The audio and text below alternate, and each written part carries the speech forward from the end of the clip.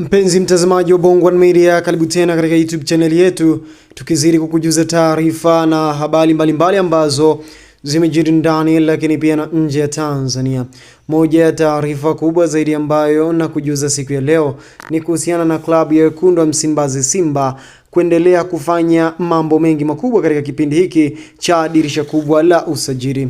Hadi taarifa ambazo zimetufikia sasa ni kuhusiana na Simba kwenda kuwasajili wachezaji wawili kutokea mataifa mawili tofauti, hasa katika kipindi hiki ambacho klabu ya Simba wanahusika katika mashindano ya Kagame Cup. Yes, ni moja ya mashindano ambayo yanahusisha timu mbalimbali kutokea katika ukanda wa Afrika Mashariki. Kagame Cup ni moja ya kombe ambalo lilijizorea umaarufu miaka kadha wa kadha iliyopita na bado wanaendelea kutamba nalo. Miaka hivi karibuni walikuwa wamesitisha mashindano hayo, lakini wamerudi tena kuyaendeleza mashindano hayo. Sasa taarifa iliyopo ni kwamba Simba Sports Club wanawaleta wachezaji wawili kutoka katika mataifa mawili tofauti makubwa ya kisoka, na wachezaji hawa wataenda kufanyiwa majaribio, na ikionekana au ikiwapendeza kwamba wana uwezo, basi moja kwa moja wachezaji hao wawili wote wataenda kusajiliwa ndani ya klabu ya wekundu wa Msimbazi Simba. Moja kwa moja sisi kama Bongo1 Media ni kujuza taarifa zote ambazo zinajiri ndani lakini pia na nje ya Tanzania.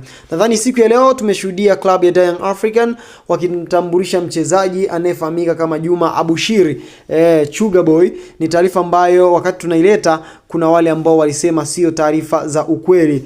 Kila mmoja akawa anazungumzia mengine, na ile dili lake la kutoa ka agent ya Ubelgiji akaamua kulikansel kisha kujiunga na Yanga, na Yanga wamemtambulisha. So kama kawaida yetu sisi tunakujuza zile taarifa ambazo ni za ukweli na uhakika. So taarifa tulionayo kwa sasa ni kuhusiana na taarifa hii. Nikisoma kwa moja wa chambuzi nguli hapa Tanzania ambao wanahusika zaidi katika masuala ya kimichezo, anakuambia kwamba breaking, Simba wameshusha nyota wawili wa Mali ili kuwatazama vizuri kwenye michuano ya Kagame Cup 2026.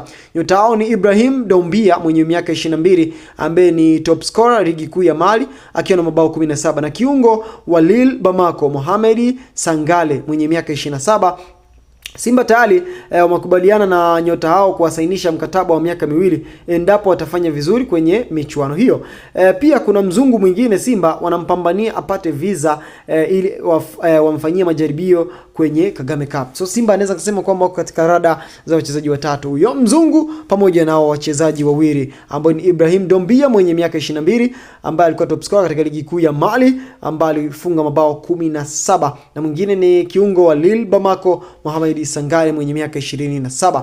Lakini kupitia post hiyo ya uchambuzi huo kuna baadhi ya comment ambazo nimekutana nazo katika mitandao ya kijamii wakizungumzia sajili hizo. Huyu anaitwa Lali bin Miraji anakuambia kwamba Doumbia hawa huwa hamna kitu, kama yule wa upande wa kule alikuwa hana kitu. Usisahau Yanga Sports Club wamewahi kumsajili mchezaji ambaye anaitwa Mohamed Doumbia na hamna alichokifanya. Mtolo Savage anakuambia kwamba huyo Mohamed Sangale ni wa moto kulikweli.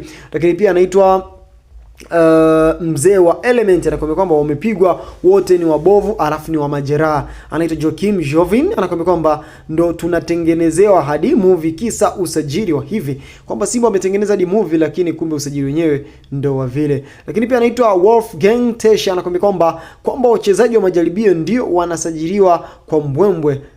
Kwa hiyo hawatangazwi mpaka majaribio yafanyike. Lal bin Miraji anakuambia kwamba Doumbia hawa huwa hawana kitu. Lakini pia huyu anaitwa Rodrick Njiro anakuambia kwamba anaitwa Mamadou Sangale na sio Mohamed, kwamba anaitwa Mamadou Sangare.